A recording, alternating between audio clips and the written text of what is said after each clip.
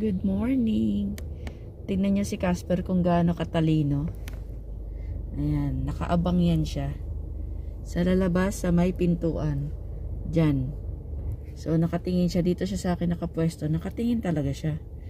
Kung mayroon bang lalabas. Kasi kanina pa kami naghihintay. Ayan. Yan ang pogi nating Casper. Nasaan na baby? Wala pa? Ha? Nasaan na? Paano tayo makabaybay nito? Eh, wala pa tayong ihahatid. Oh. Waiting na naman si Casper. Kasi walang pasabi kung kami ay maghahatid o hindi. Sit down, habibi. Sit down yan. O, siya kapogi, oh. Tingnan niyo kung gaano kapogi. Nasaan na? Wala pa?